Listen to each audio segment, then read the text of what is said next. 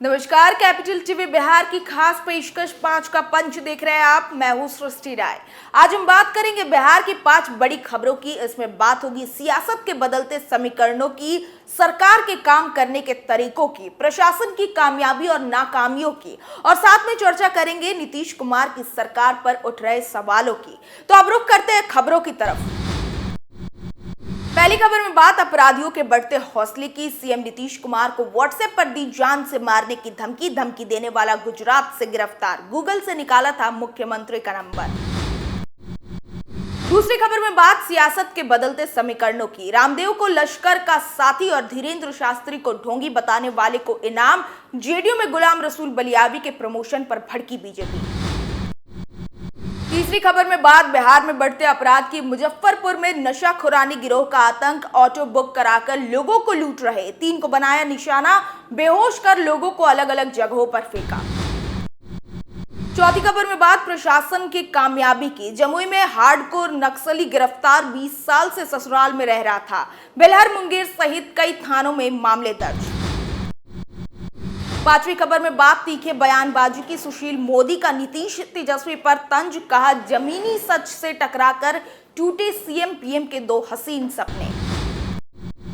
बिहार के मुख्यमंत्री नीतीश कुमार को जान से मारने की धमकी पिछले दिनों दी गई थी। इसके बाद प्रशासनिक महकमे में सनसनी फैल गई। बिहार के सीएम नीतीश कुमार को सोशल मीडिया प्लेटफॉर्म व्हाट्सएप के जरिए हत्या कर देने की धमकी दी गई थी, जिसके बाद बिहार पुलिस सक्रिय हो गई और मामले की जांच में जुट गई। इस मामले में पुलिस को बड़ी सफलता हाथ लगी है। धमकी देने वाले शख्स को पुलिस ने सूरत से गिरफ्तार कर लिया। आपको बता दें कि बिहार की राजधानी पटना में मुख्यमंत्री नीतीश कुमार को व्हाट्सएप के जरिए हत्या की धमकी दी गई थी। इसके बाद प्रशासनिक महकमे में सनसनी फैल गई। बिहार के सीएम नीतीश कुमार को सोशल मीडिया प्लेटफॉर्म व्हाट्सएप के जरिए हत्या कर देने की धमकी देने का केस सामने आया।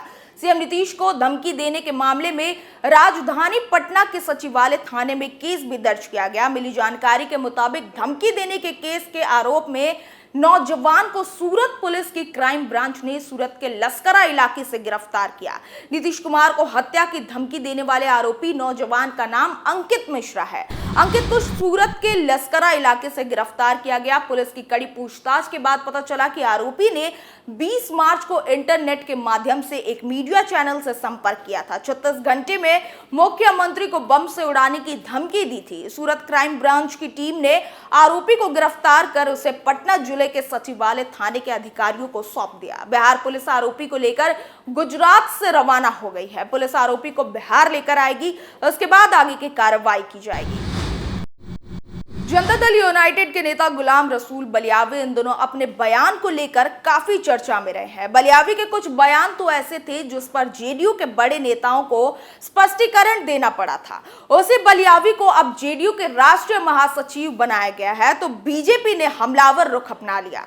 दरअसल जनता दल यूनाइटेड के राष्ट्रीय अध्यक्ष राजीव रंजन सिंह उर्फ लल्लन सिंह ने पार्टी के राष्ट्रीय पदाधिकारी का मनोनयन किया।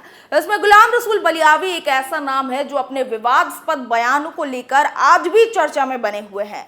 लगातार विवादास्पद बयानों से चर्चा में बने रहने वाले गुलाम रसूल बलियावी को जनता दल यूनाइटेड में प्रमोशन देकर राष्ट्रीय महासचिव बना दिया गया। गौरतलब है कि देश में इन दिनों मुसलमानों का नेता बनने की होड़ में असदुद्दीन ओवैसी के साथ गुलाम रसूल बलियावी भी जोर आजमाइश कर रहे हैं। यही वजह है कि बिहार झारखंड में मुस्लिमों पर अपनी छाप छोड़ने के लिए वो ऐसा बयान भी देते हैं जो उनके कट्टरपंथी सोच को ही दर्शाता है। सूत्र बताते हैं कि जेडीयू गुलाम रसूल बलियावी का इस्तेमाल सीमांचल के क्षेत्र में असदुद्दीन ओवैसी के खिलाफ करने की रणनीति पर काम कर रही है।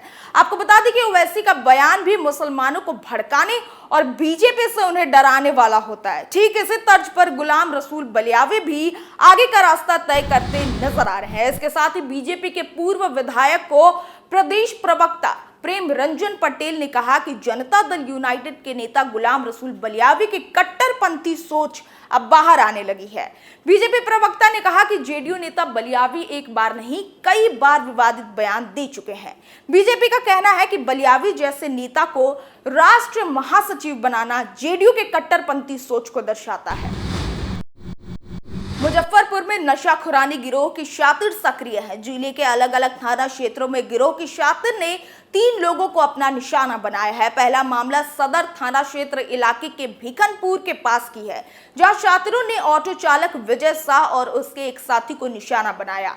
मामला काजी मोहम्मदपुर थाना क्षेत्र के अघोरिया बाजार स्थित एक पेट्रोल पंप के समीप की है, जहां कुडनी थाना के बड़ा सुमेरा निवासी मोहम्मद साहेब बाबू बेहोशी की हालत में नाले में पड़ा मिले।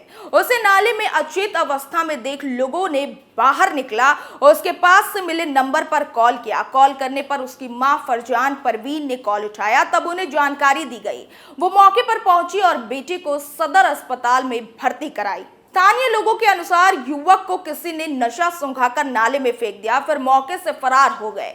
वही युवक की मां का कहना है कि उसके युवक के मामा से विवाद चल रहा है। उस पर उन्होंने शक जताते हुए कहा कि उसी ने घटना को अंजाम दिया है। वही दूसरा मामला मिठनपुरा के तिनकोठिया मोहल्ले की है, जहां एक अधेड़ कुडनी थाना के बंगरा बसींदधर निवासी सुरेश पासवान को गिरोह की शातिर ने अपना निशाना बनाया है। वह चतुर्भुज स्थान चौक पर ऑटो से थी। इसी बीच 2 बाइक सवार मोहल्ले में ले गए, वहां उसे नशा सुंघाकर बेहोश कर दिया, फिर सिर पर लाठी से भी वार किया। बेहोश होने के बाद पास में मौजूद पैसे लेकर फरार हो गए। ऐसे में सवाल ये उठ रहा है कि जब बिहार में अपराधियों का आतंक इस कदर बढ़ रहा है, तो सरकार इस पर कोई ठोस कदम क्यों नहीं उठा रही है। बरहट पुलिस ने एक नक्सली को गिरफ्तार किया है। गिरफ्तार नक्सली चानन थाना क्षेत्र के कोड़ासी गांव का रत्तू कोड़ा का है। पिछले 20 सालों से वो अपने ससुराल चौकिया में रह रहा था।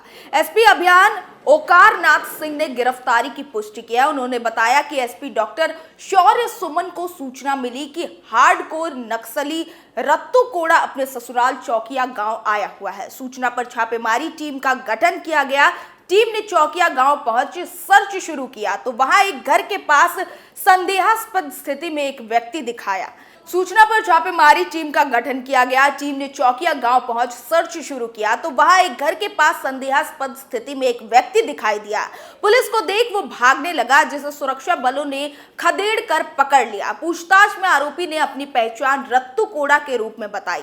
एसपी ने बताया कि रत्तू कोड़ा के खिलाफ जमुई के लक्ष्मीपुर, बरहट, मुंगेर के खगड़पुर और बांका के बेलहर थाना में कुल 4 नक्सल कांड दर्ज है।